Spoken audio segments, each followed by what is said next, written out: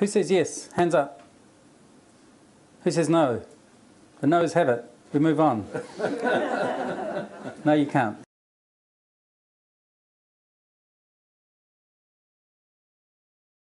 The answer is absolutely not. You cannot ignore them, right? So somebody makes a request, you've got statutory obligations to deal with it. That may include refusing on the basis that the request is frivolous or vexatious.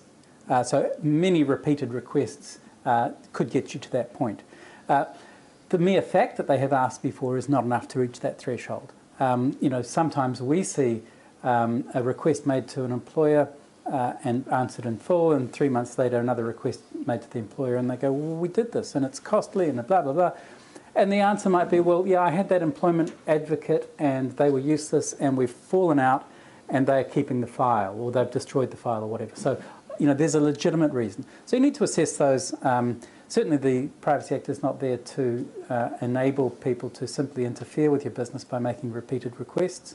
But if they are doing this, I would try and get underneath it and say, well, what are you trying to achieve? What do you think, what are you expecting to find that you haven't got already? What's going on here? And if you can get underneath that and fix the issue, then hopefully you can fix it with some finality. One of the things, so you can't rule out that Principle 6 future right to request information. One of the things that does do my head in a little bit is when I see employers and disputant employees go into a mediation run by the ERA or just in the workplace, and they say, okay, you had this grievance, we'll settle it, here's $5,000, here's 20 grand, here's 50 grand, whatever it is. Here's an agreement, we sign it up, full and final settlement of this personal grievance. And then they come out and say, oh yeah, and also that thing was a privacy matter. You misused my personal information, so I'm going to the Privacy Commissioner. Make sure that the settlement is full and final in respect of all matters arising from that employment relationship. I will kick out a complaint from my office if somebody's trying to come back in and relitigate a matter which has been settled.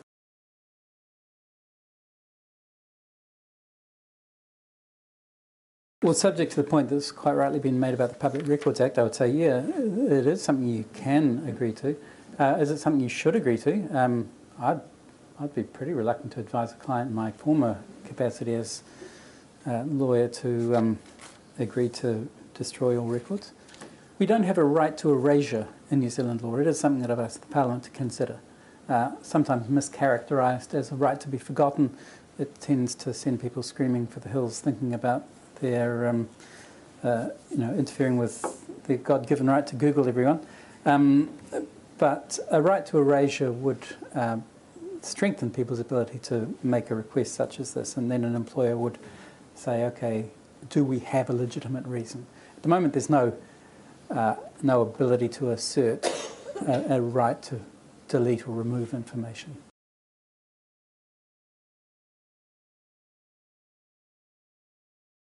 Well, if I can be frivolous for a moment, I would always recommend ambiguity in the agreed statement so that you can put your hand on your heart and say, I cannot recommend her highly enough.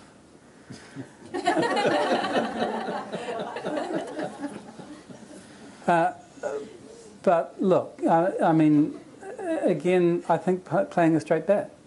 If you stick to the script and somebody then asks you that question, would you employ them again? When you say, I am not authorised to go beyond the statement I have just given you, I think that sends a pretty strong signal. And it puts the onus back on the individual to say, back on the reference checker to say, do you authorise me to have a more candid conversation with your former employer? And if they say no, well, again, I think you're on notice.